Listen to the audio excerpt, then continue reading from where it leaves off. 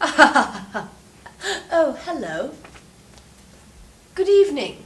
I am Walter Reubert, and this is Walter Reubert's Thoughts. Tonight on Walter Reubert's Thoughts, we will be discussing the strange phenomenon that are the bedsheet demons. They are a funny creature, the bedsheet demons, most commonly known for their midnight attacks on primary young females. None know why, but many have guessed. Unfortunately, none of them have lived to talk about it. Millions of bedsheet demon attacks were recorded last year. The most famous of these occurred in the fall of 1992 in Switzerland. Albert Reichenbergen was having a lovely midnight stroll with his fair lady, Susanna Le Montage de Valachamy Honajaku III. But we'll call her Sue. This lovely couple were having a romantic escape from their busy lives when Sue was taken suddenly by the bedsheet demons. Albert reported that her last words were, "Finally, things are clear. This has all happened before." But this, by some strange coincidence, also happens to be the last thoughts of the dodo. Understanding this may help humankind evolve. Unfortunately, that hope died years ago, along with dignity, dinosaurs, and many other things starting with D. But I digress. I do recall from my childhood dear Mama telling me stories of ghosts and witches and the mailmen. The first two because I grew up in the fairy tale land of Pampata. The third because she was haunted by a waffle iron named Pat as a child. Elevator music. Elevator music. The stories that were told to me in my generation are nothing to the evil of these somewhat accident-prone ghosts. Believe you me, they are no fairy tale. Let me take you back to autumn last year when reports of the undescribable flooded the news. I will describe these undescribable events to you. The first of that was that of a young girl whose life was so abruptly taken by these somewhat cumbersome creatures. She was enjoying a lovely midnight stroll with her cow. The moon was nowhere to be seen. The lights were on the horizon, and everybody was enjoying a cool breeze just blown in from Portugal, where the king had just declared his third son's name to be Aladdin. Disney later sued the king of Portugal for copyright.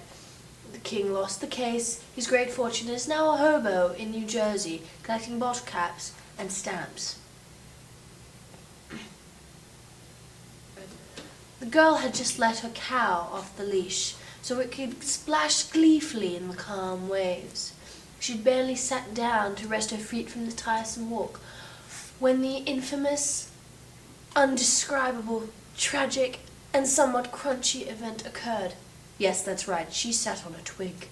And as any faithful National Geographic viewer knows, the sound of breaking twigs is a mating call for small carnivorous creatures and grandparents. The sound of these excited small carnivorous creatures sounds an awful lot like bedbugs, which truly are the nits in the hair of the bedsheet demons. Just as any mother would understand, the mere thought of this infuriates a fire deep within the bedsheet demon, not unlike the sound of one hand clapping to Mozart. The bedsheet demon was immediately drawn to the source, where he witnessed the young girl trying to remove splinters from a rather uncomfortable area. The demon then proceeded to do the ritual dance. I believe we are lucky enough to have this on tape. But a word of warning, senior citizens, young children, and headless chickens. After watching this, you may never be able to eat porridge again. Roll the tape, Allison.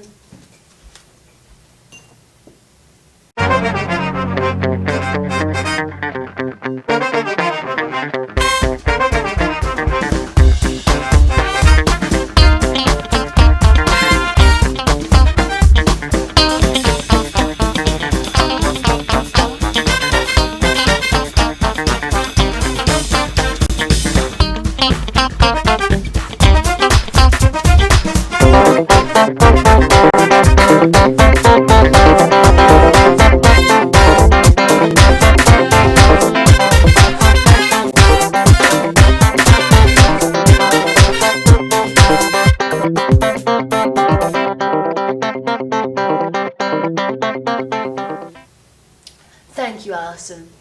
That was thrilling. It was shortly after this that the bedsheet demon proceeded to steal the girl's soul, left nipple, and cow.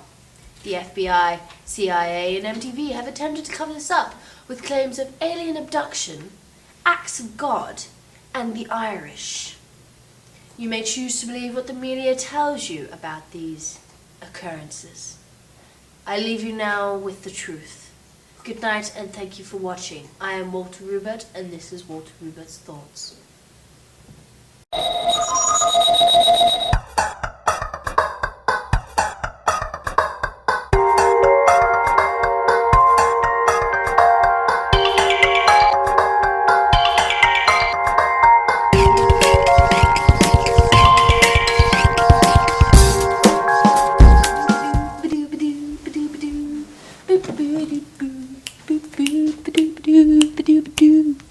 That is going in.